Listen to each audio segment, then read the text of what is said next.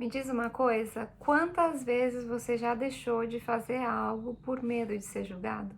Hoje eu vou compartilhar com vocês algumas verdades difíceis que a gente precisa entender durante o nosso processo de amadurecimento. E como essas reflexões podem te ajudar aí nas suas decisões pessoais.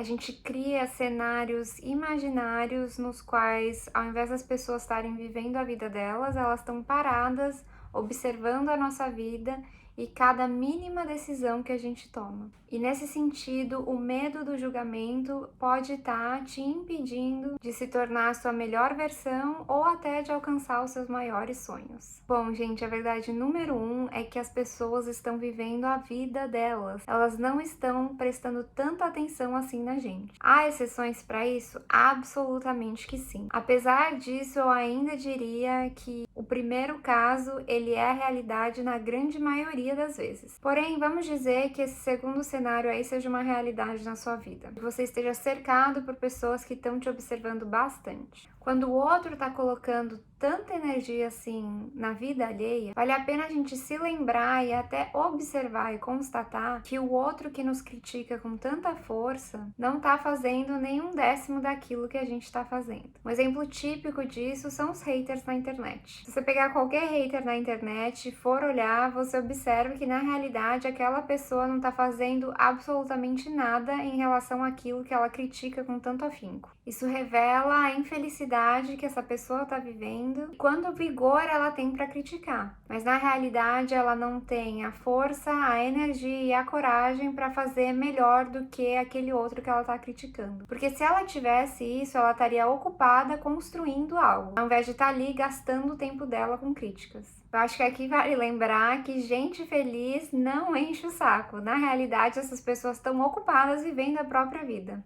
Verdade número 2. Não somos tão importantes assim.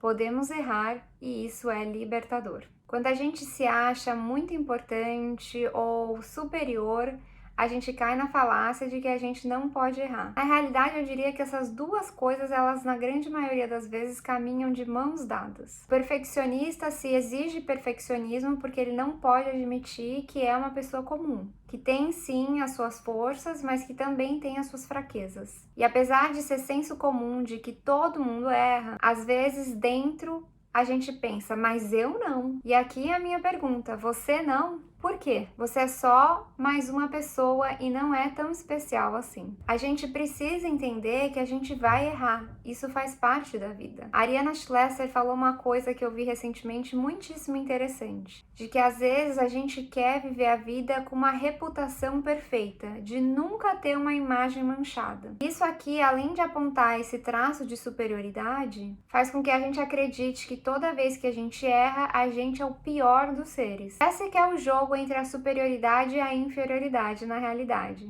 Muitas vezes quem se acha muito, no momento que comete um deslize, se acha o pior dos lixos. E a chave aqui é que a gente precisa ter a coragem de continuar caminhando apesar dos erros, porque os erros vão sempre acontecer. Eu posso falar de mim, inclusive, eu já fiz muita cagada na vida, gente. Eu pensei, inclusive, que algumas pessoas poderiam rir de mim ou debochar por estar aqui na internet hoje dando conselhos. Quem sou eu para isso? A grande verdade, no entanto, é que isso faz parte da minha natureza. Eu sempre fui uma palpiteira. E eu concluí que eu sou uma pessoa que já errou muito e ainda vai errar muito. Mas por meio dos meus erros, justamente, eu posso contribuir para a vida dos outros. Para que as pessoas não precisem passar por tudo que eu passei para chegarem talvez a conclusões parecidas. Se eu posso compartilhar com vocês o que eu aprendi e as minhas reflexões, talvez vocês não precisem sofrer o tanto que eu sofri para chegar até lá. E a grande coisa não foi o erro em si. Sim, já errei muito, mas eu cresci e evoluí. E essa que é a chave. A questão da vida não é a gente errar, mas é sim insistir no erro, não é mesmo? A partir do momento que você erra, mas depois você reavalia, cresce e evolui, esse erro já serviu para trazer à tona o que ele carregava de aprendizagem dentro de si. E olha só, eu aprendi que a vida pode ser sim mais fácil, mais leve e mais bonita. E a minha intenção é sempre compartilhar isso com vocês. Os nossos erros, eles nos relembram da nossa humanidade e também da nossa humildade. E por mais doido que isso possa parecer, é o que na realidade cria conexão com as pessoas. E é assim que a gente ganha experiência de vida, errando ou aprendendo com aqueles que erraram. A verdade número 3 é que nós vamos e precisamos desapontar aqueles que a gente ama. Bom, não é incomum que os outros tenham expectativas sobre nós. Porém, a gente bancar que nem sempre a gente vai atender essas expectativas é parte do processo de amadurecimento, principalmente, talvez primeiramente, com os nossos pais. Com medo de desapontar, a gente se paralisa porque sempre quer ter a aprovação alheia. A gente se molda pelo externo e depois se descobre infeliz.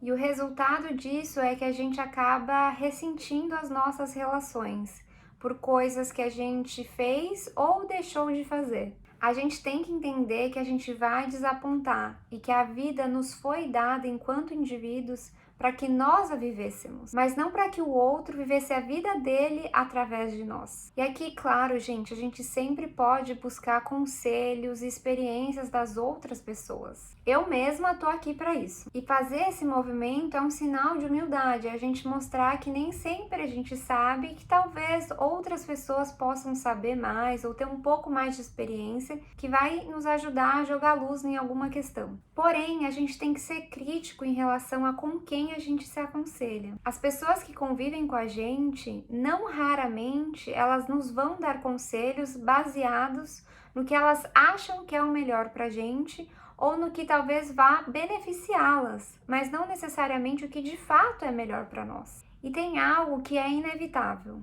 Alguém sempre vai acabar desapontado. E às vezes a gente vai ter que escolher se vai ser a gente ou se vai ser o outro. Poder bancar que em algumas situações seja o outro faz parte de viver. Verdade número 4 é que nem todo mundo irá nos entender. O que eu quero enfatizar aqui é que às vezes a gente cai na ilusão de achar que se a gente tiver uma comunicação perfeita, uma assertividade perfeita, ações perfeitas, que as pessoas irão nos entender. Pensa aí em pessoas que influenciaram o mundo de forma muito grande.